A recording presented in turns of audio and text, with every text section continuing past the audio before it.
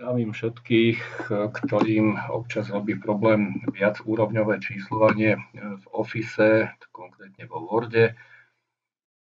Pozrieme si taký veľmi jednoduchý návod, ako to viacúrovňové číslovanie nastaviť tak, aby fungovalo. V prvom rade je samozrejme priradiť štýly jednotlivým nadpisom. Tie štýly ja mám rád zobrazené takto pod sebou, nie v tomto okne. Zobrazíte si ich touto ikonkou, čiže samozrejme priradíme nadpisu prvému, druhému, tretiemu tie predvolené štýly. Ja používam tie predvolené nadpis 1, nadpis 2, nadpis 3.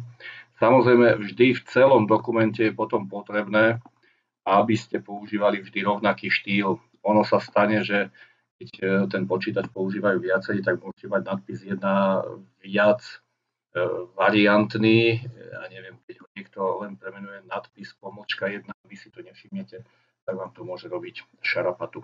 Takže ideme na to číslovanie. Pri číslovaní si zaklikneme viacúrovňový zoznam a pôjdeme na definovanie nového viacúrovňového zoznamu.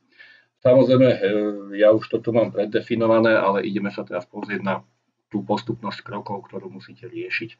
Takže pri prvom nadpise je potrebné prepojiť na úroveň, ktorú sme si zvolili, čiže my používame nadpis 1, máme to prepojené.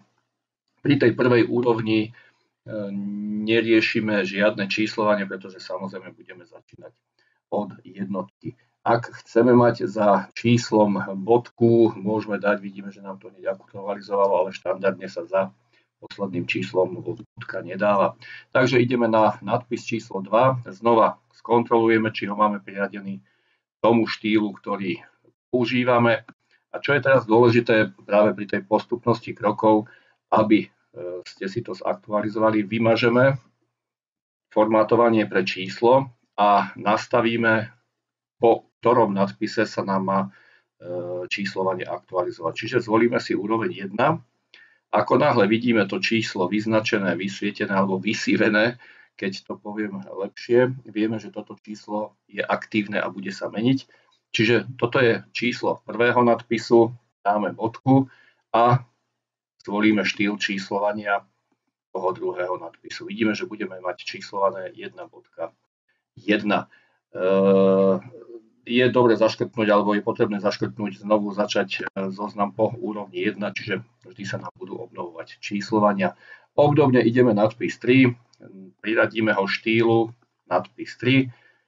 Ak si nie sme istí, vymážeme formátovanie pre číslo a ideme nastaviť zmenu číslovania. Samozrejme je potrebné, aby sa nám pravidelne menila aj úroveň 1, čiže za úroveň 1 dáme bodku. Nasleduje číslovanie úrovne 2, znova bodka a štýl číslovania jednoduché číslovanie. Takto máme nastavené číslovanie. Vidíme, že sme na prvom nadpise, ideme na nadpis 2 a použijeme to číslovanie, ktoré sme navolili. Vidím, že ako náhle sme zvolili to naše číslovanie, všimnite si, že ten nový Word je veľmi divne nastavený, stále nás prepne na ikonku číslovanie, ale vždy budeme aktualizovať v ikonke viacúrovňové číslovanie. Čiže zvolíme si ten náš štýl a vidíme, že to funguje.